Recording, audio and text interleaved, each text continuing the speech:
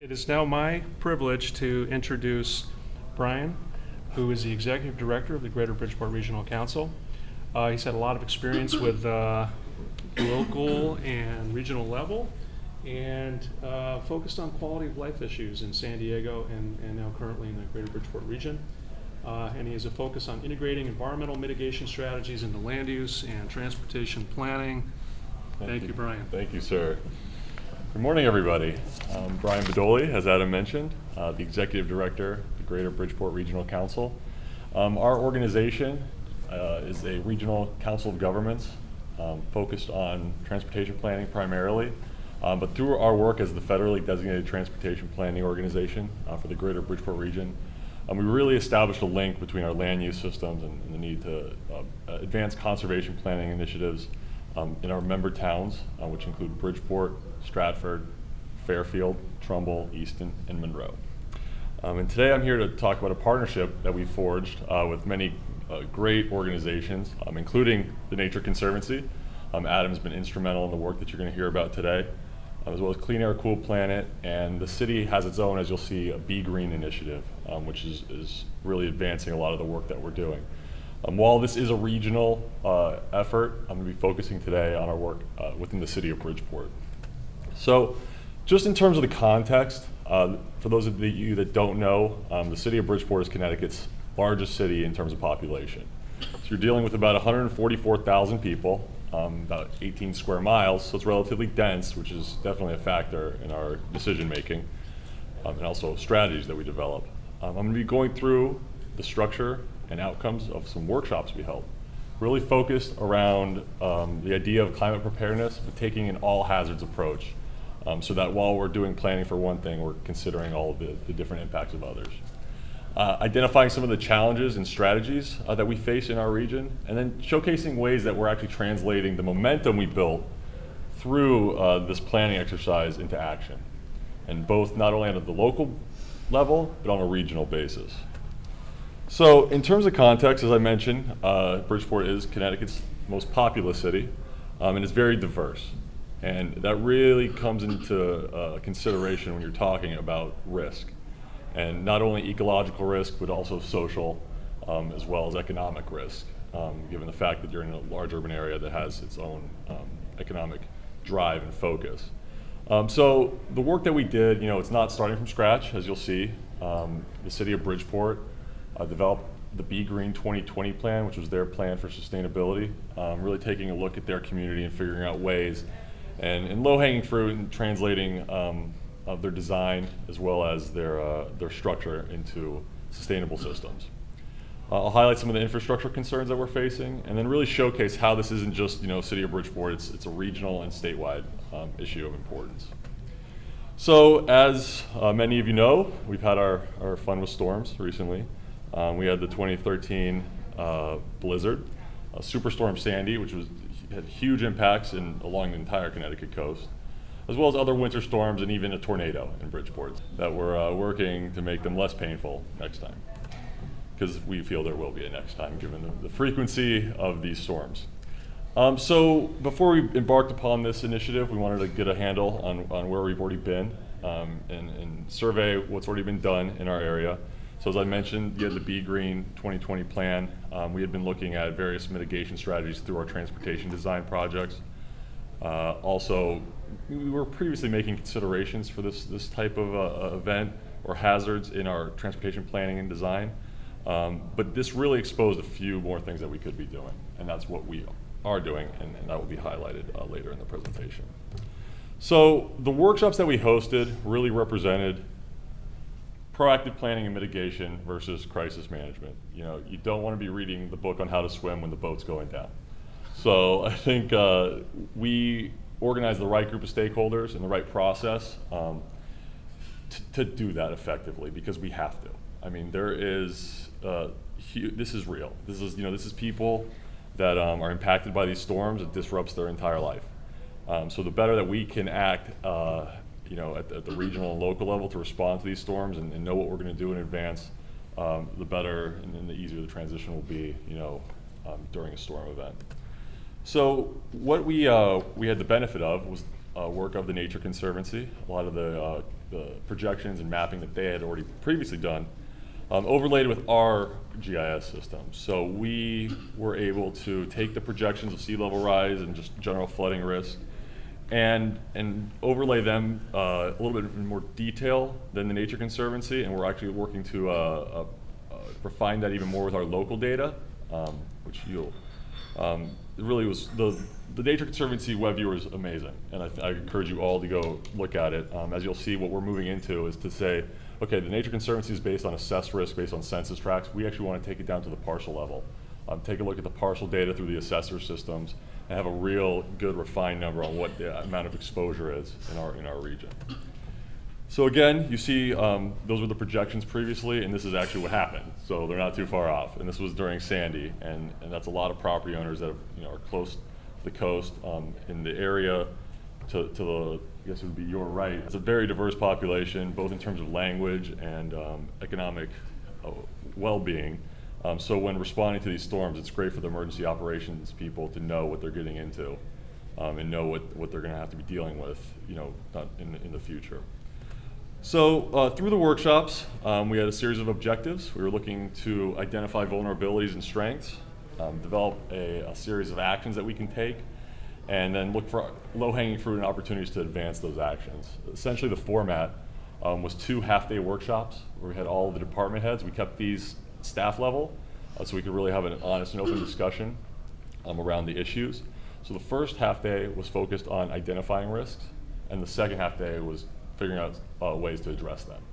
So we found that format to be very helpful. We're actually scheduling workshops in our other towns. One is actually this month, and then we'll be moving into Stratford along our coast. And the pictures say it all. I mean, we have a lot of exposure and a lot of risk in our area, and this is the way we're going about addressing it, and really taking an all hazards approach, as I mentioned before. So looking at the weather events, looking at its impacts to infrastructure, its impacts to the community, and then it's also things that we could do to build up the ecosystem through things like living shoreline planning and natural hazard mitigation versus hardscape improvements. And one of the things that I found most successful through these workshops was the structure. We followed a NOAA roadmap to addressing and being prepared for all risks, including climate change. And this essentially was filled out through the process. Throughout the workshop, we basically were building our implementation matrix. So it was focused on the end and focused on actually achieving solutions. So what you have is you identify the infrastructure, societal, and ecosystem vulnerabilities and assets, and then you weigh those against different events, whether it's rain, wind, sea level rise, and flooding. And then you say, okay, what's the mitigation that it's going to take? What are we going to need to do to address this? Is this a high, medium, or low priority? And then is it a short or long-term need? So by characterizing these and actually having an honest discussion in terms of what you need and what you can do, we ended up with an implementation matrix that was and has been hugely effective in guiding our pursuit of funds and investment to actually do some of this work. So there's the motley crew of people that attended. It was really important, and Adam really drove home the point of having the right people in the room.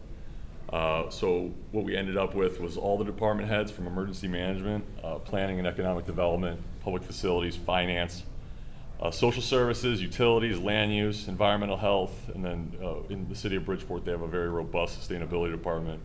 Members of the business community, people that have assets in terms of education, environmental consultants, federal state agencies, as well as our political representation.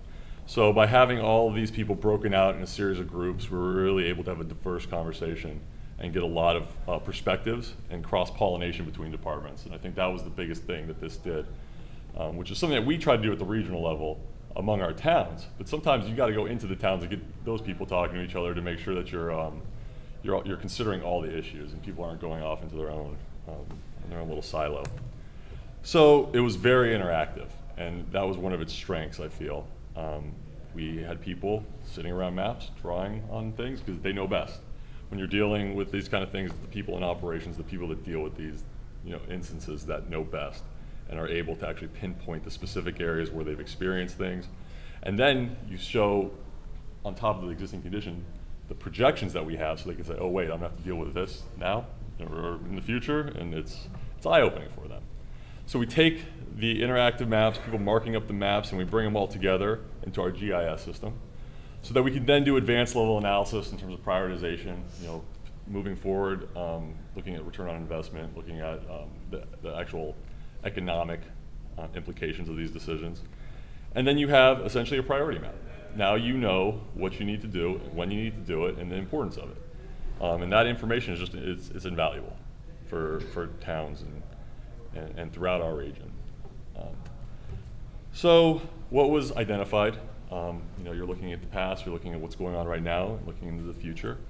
And of course, considering for flooding, storm surge and sea level rise, extreme heat, and tornadoes. None of these things are out of the ordinary or above question.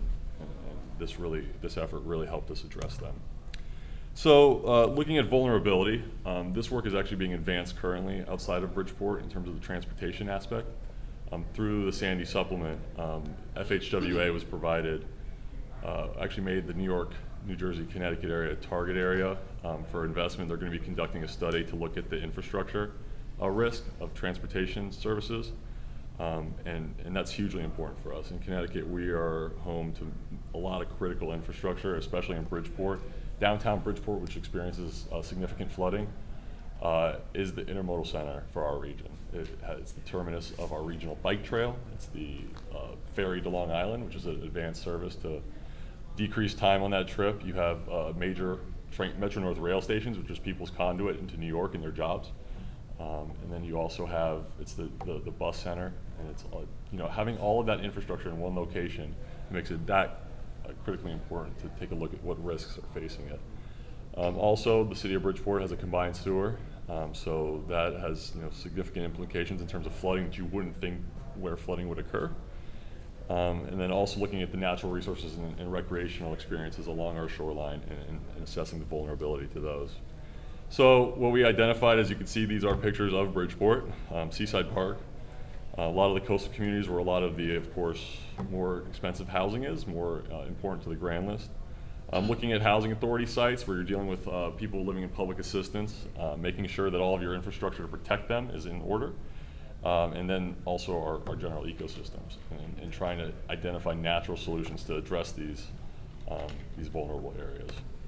So what came out of it was every planner's favorite thing, a report. So lots of good reading if you want to check it out. It's up on our website, and as I mentioned, we're going to be moving into the next phase where we're going to be doing our other towns. And in the report, just a brief overview, we identify and showcase priority activities in terms of infrastructure, environmental, and social risk, addressing them. Taking a look at re-engineering certain sites, taking a look at our codes and zoning, and also advancing our risk planning. And we have a very data-driven program at our organization. So a lot of this work we're doing is through our geographic information systems. So we could translate the actual locations of risk and identified spots into and tie into the data that we have on our towns and properties. So that we could, we know what demographics in a certain area, we know what the actual economic valuation of a property is, and then have that as the output to influence our decision makers. Our board is the 6 chief elected officials of the region. So having this data at their fingertips is hugely important for them. They can make the right decisions, and it's tied to the actual implementation and the funds. So looking at the environmental and social risk is also another step. It's all dependent on the amount of data that we can gather and obtain and hear from the people that are actually involved in the operations.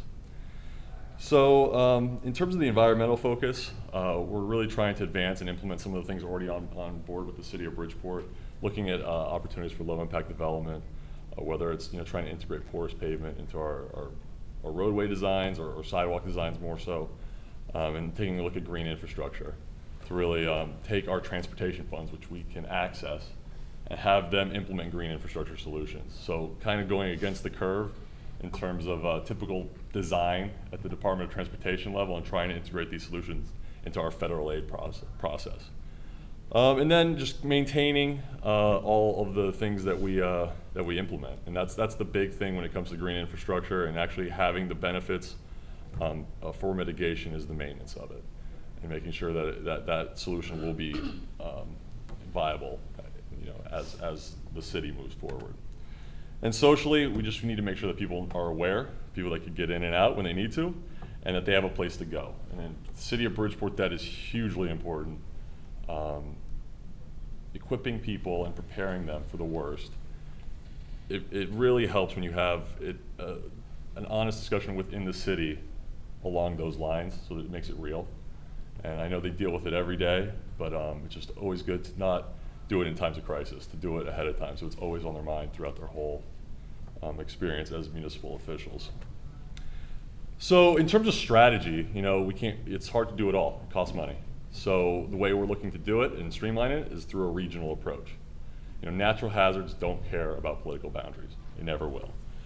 So what we've formed is a regional conservation technical advisory committee, representing and serving as a forum for municipal staff and also interested residents and other conservation commission members to help guide our program, really getting us involved in local conservation planning. And then trying to find overlap between projects. For instance, our regional trail project. It follows the Pequannock River, and we have a dedicated watershed plan for the Pequannock River. So we're getting transportation funds to improve and build a trail. Well, since it's near the river, we could do repair and restoration. We could actually design our trail to go along the impaired waterway and use those transportation funds to service the watershed improvements. So it's really just an argument of efficiency and coordination. You have efficiency within a project, but you also have the regional agency that knows what's going on in every municipality to be able to address and find overlap. Achieving that economies of scale is important, and is really kind of what our mission is as an organization. So some of the projects outside of the climate change workshops that really stem from that is a regional application for the FEMA community rating system. For some of you that are not familiar, this is a voluntary program that FEMA offers to provide homeowners in flood-prone areas reductions in their flood insurance premiums, provided their municipality takes on a certain steps above and beyond typical flood control. A lot of that is going to be done through our regional GIS system. There's a lot of power that we could do to host documents that are required, to do the mapping that's required for that work. And that's, again, the overlap and interplay between the initiatives that we host. We're updating our regional natural hazard mitigation plan. We had one approved in 2006, so we're in the update process, and that's benefiting from all this work. So we're able to joint purpose these climate preparedness workshops in our outreach for the hazard mitigation plan. So by doing that, we get out in the community once, but we're achieving two goals. And then having it integrated, which will help advance our implementation as we move forward. We actually were just notified last month that we are the recipient of a FEMA Community Resilience Innovation Challenge grant. We were one of the 30 communities of 1,900 that applied to do this GIS-based parcel risk assessment and feasibility study for the CRS program. So again, this is the third grant that we'll be able to implement through our update of the Regional Hazard Mitigation Plan. And it's not just about enhancing the funds, it's about enhancing the cooperation and coordination, so we're not doing these project after project after project, and then developing a project to bring them all together. We're doing it all at once. So that's really been bolstered by our CTAC group and our regional GIS, and as well as the federal interest in this area to address issues associated with storm events. So I want to thank you all. Again, my name is Brian Bedoli, and my contact information is right up here. I can have time for questions.